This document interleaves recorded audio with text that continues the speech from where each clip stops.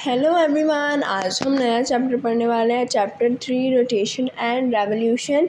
इस चैप्टर में हम डे और नाइट कैसे होता है उसके बारे में पढ़ेंगे, सीजन्स कैसे आते हैं उसके बारे में पढ़ेंगे और इक्विनॉक्स एंड सोलस्टिस के बीच में डिफरेंस पढ़ेंगे। पहले हम रीडिंग करेंगे रोटेशन तक, फिर हम उसके बाद अंडरस्टैंडिंग करेंगे। इंट्रोडक्शन क्या है? Have you ever wondered what causes day and night और why weather condition keep changing all the time? Why are polar region always very cold and equatorial region very hot? The extremes in the climatic condition are due to the movement of the earth. We have read in the previous chapter about the movement of the planets in our solar system. In this chapter, we will read about the two movements of the earth, rotation and revolution. We have also learned about these.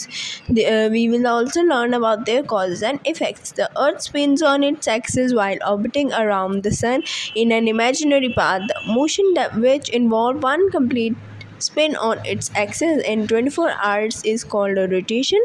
The motion of the earth which involves one complete orbit around the sun is called revolution. Together these two movements affect the temperature and the weather of a place, and thus we experiences the seasons. Rotation, the circular motion of the earth on its tilted axis from west to east, is called rotation. The earth spins like a top at the speed of 1670 km per hour, rotating freely on its axis. It takes the earth roughly 24 hours to complete one rotation, which makes for a single day and night. इसमें बताया गया है, इसमें usually rotation और revolution के बारे में बताया है कि रोटेशन से हमारी डे और नाइट होती है और रेवोल्यूशन से हमारा जो सीजन्स है वो आते हैं।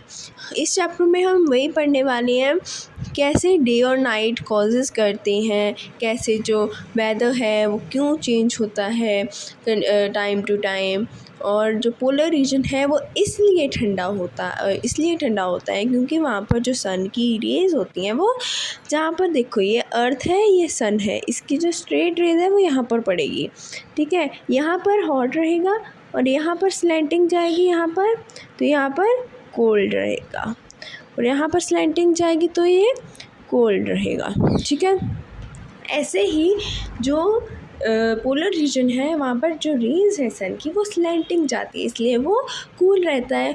और जो इक्वेटोरियल पार्ट है, इक्वेटर है अर्थ का इक्वेटर, यहाँ पर रेज़ जो है सन की वो स्ट्रेट जाती हैं, तो इसलिए वो जो है वो हॉट रहता है। जो क्लाइमेटिक कंडीशन है जिसकी वजह से जो मूवमेंट है अर्थ की होती है उसको हम रोटेशन या फिर रेवोल्यूशन कहते हैं, जो कि यूजली होती है जिससे हमारा डे और नाइट होता है।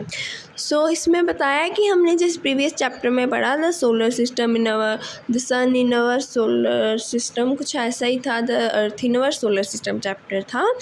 उसमें हमने पढ़ा था प्लैनेट्स की मूवमेंट्स के बारे में, हमारी जो सोलर सिस्टम है उसमें जो प्लैनेट्स हैं वो कैसे मूव करते हैं। अब इस चैप्टर में हम मूवमेंट्स रीड करने वाले हैं अर्थ की टू मूवमेंट्स होती हैं, रोटेशन और रेवोल्यूशन। इसके हम कॉजेज़ भी पढ़ेंगे और इफ़ेक्ट्स भी पढ़ेंगे।